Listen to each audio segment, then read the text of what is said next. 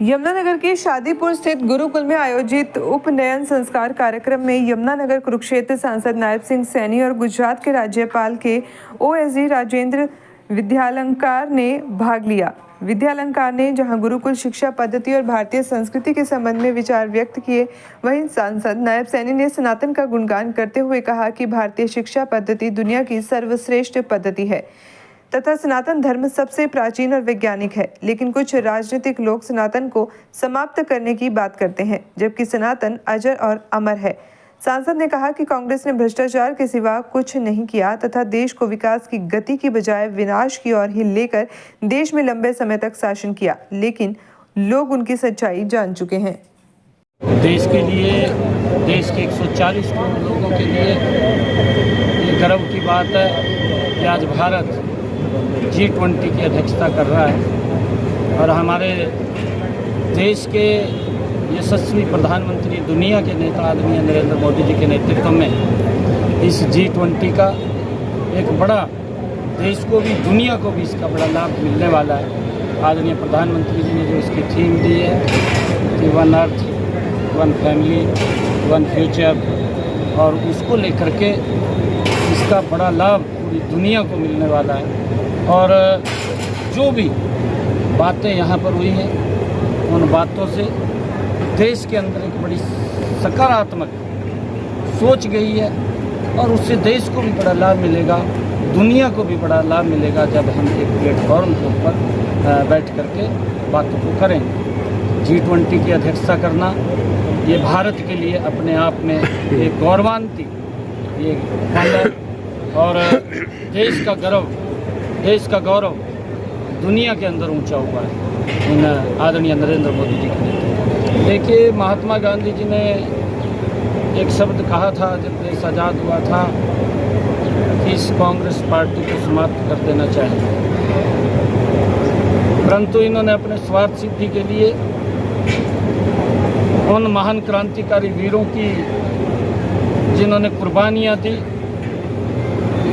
उसको आधार बना करके देश को लंबे समय तक इन्होंने इसके ऊपर शासन किया और शासन किया जिस गति से देश को बढ़ना चाहिए था, देश उस गति से नहीं बढ़ पाया। उसके अंदर भ्रष्टाचार था और भ्रष्टाचार के कारण गरीब व्यक्ति गरीब होता चला गया, उस तक वो सुविधाएं नहीं बनी और उसके कारण से जब भी चुनाव आता था ये लोग बोलते थे गरीबी हटाएंगे, गरीबी नहीं हटी, परंतु नरेंद्र मोदी जी के नेतृत्व में वो योजनाएं बनी, 9 वर्षों के अंदर बनी, धरातल के ऊपर उतरी, लोगों तक डायरेक्ट लाभ मिल रहा है, कहीं पर कोई भ्रष्टाचार नहीं है। नहीं तो इनके प्रधानमंत्री बोलते थे मैं 100 रुपया भेजता हूँ, 15 रुपया नीचे जाता है। आज देश का मीडिया एक नरेंद्र मोदी जी के नेतृत्व वाली सरकार में बोलता है कि नरेंद्र मोदी 100 रुपया भेजता है और नीचे 100 रुपये जाता है। जब भ्रष्टाचार के कारण इन लोगों की दुकानदारी बंद हो गई है, लोगों ने उस दुकानदारी को नकार दिया है और ये इस प्रकार की बयानबाजी करते हैं कि मोहब्बत की दुकान खोलेंगे। उस मोहब्बत की दुकान के अंदर तो हम तो हरियाणा के अंदर देख रहे हैं क्या हालात मंचों के ऊपर हो रहा है, किसका लात बज रही है, किसका गुस्से बज रहे हैं। और इन्होंने अपना चोला उतार करके पहले तो यूपीए बनाया, जब देश के लोगों ने इस बात को समझा कि ये तो वही लोग हैं, अब इन्होंने उस चोले को भी उतार दिया, अब इन्होंने इंडिया नाम रखा, परंतु चार के अंदर लिप्त हो जाता है। वो कपड़े बदलने से कुछ नहीं होता, दुकानदारी बदलने से कुछ नहीं होता, क्योंकि इनकी जो इनका रुतबा है, जो इनकी वो है, वो ख़त्म हो चुकी है, विश्वसनीयता ख़त्म हो चुकी है, देश इनके बारे में जान चुका है और इनका 2024 के अंदर फिर सुपड़ा साफ हो। संसद मैंने कहा है कि G20 की अध्यक्षता भारत कर रहा है, पूरे विश्व को इसके अंदर ज़बरदस्त लाभ होगा।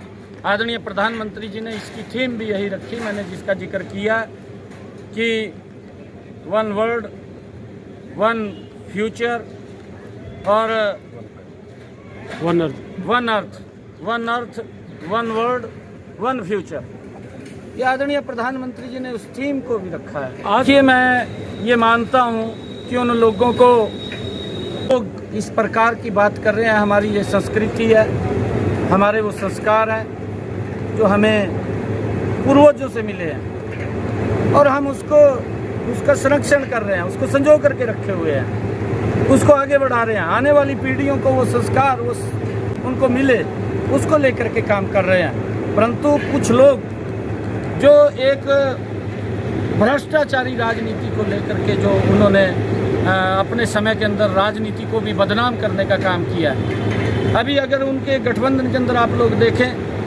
एक आम आदमी के नाम से उन्होंने एक संगठन खड़ा किया। सबसे ज़्यादा भ्रष्ट अगर कोई है जो कट्टर ईमानदार बोलता था, वो आम आदमी का नेता है। सबसे ज़्यादा उसके मंत्री जेल के अंदर पड़े हैं और वो अपने आप को कट्टर ईमानदार बोलता है। और इसी प्रकार से इन्होंने अपना चोला बदला है। इन्होंने कांग्रेस से यूपीए किया, यूपीए से इन्होंने इंडिया किया, ये चोला बदल रहे हैं। परंतु देश की जनता समझ रही है कि ये कौन लोग हैं। ये वही लोग हैं जिन्होंने देश के अंदर घोटाले किए हैं, जिन्होंने हमारी सनातन संस्कृति को समाप्त करने की कोशिश किया। परंतु ये सनातन संस्कृति, ये हजारों वर्ष पुरानी हमारी सनातन संस्कृति है। हजारों वर्ष मुगलों ने इस देश की सनातन संस्कृति के ऊपर कुठाराघात किए।